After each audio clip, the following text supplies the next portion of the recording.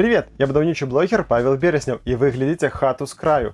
Ужо 2 гады мы карыстаемся вось такім электракатлом, і я вырашыў трошки падзяліцца сваім досведам. Але пачаць гісторыю трэба трохі здалёк. Калі мы толькі планавалі засяліцца ў нашу хату, варыянтаў для ацяплення было немат, таму што тут не было ні электрычнасці, ні газу. І нам заставалася выбраць або якія-небудзь пелеты, або паставіць кацёл на цвёрдым паліве.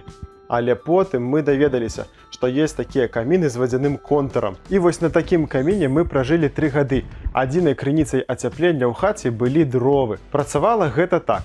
Ты паліш камін, камін награе ваду, і вада пераліваецца ў вялікі буфер на 750 літраў. У гэтым вялікім баку назапашваецца гарячая вада, і нават пасля таго, як камін патухне, у хаце працягвае быць цёпла, таму што гарячая вада бярэцца з гэтага буфера і працягвае цыркуляваць па ўсёй сістэме, пакуль не астыне, ну а потым трэба было зноў запальваць камін. Як толькі да нас дайшла электрычнасць, я ў сістэму дадаў электракацёл. Я браў нейкі самы просты, зараз ён каштуе прыкладна 540 рублёў. Для катла знайшлося добрае месца на буфере. Холодная вода знизу подаецца ў кацёл, тут нагреваецца, помпой перакидываецца ўверх буфера і так циркулюе, пакуль увесь буфер не нагреецца. Электракацёл у меня на 12 кВт. Можна ўключаць або 6 кВт, або адразу усе 12 кВт. Таксама ёсць рэгуліроўка тэмпературы, да якіх лічбаў награваць ваду. Калі хату грэць толькі электракатлом і амаль зусім не выкарыстоўваць дровы, то ў сярэднім у халодны зімні месяц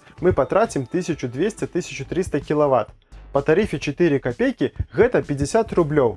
А гэта не толькі на ацяпленне хаты, а таксама яшчэ і гарячая вада, таму што бойлер у нас грэецца таксама ад сістэмы ацяплення. У цэлым працы электракатла я задаволены. З ім ніякіх праблем. Ён сабе нешта грэе, потым выключаецца, потым зноў включаецца і зноў грэе. За 2 гады была толькі адна праблема. У нас зламаўся уводны аўтамат у шчытку на вуліцы. На одну фазу электракатла і ён перастаў працаваць. Гэта вырашылася вельмі проста заменай аўтамата. Больш праблем пакуль не было. Калі у вас яшчэ ёсць нейкія пытанні пра ацяпленне хаты электрычнасцю, пішыце ў каментарах, пастараюся адказаць. А таксама падпісвайцеся на хату з краю, калі яшчэ гэтага не зрабілі.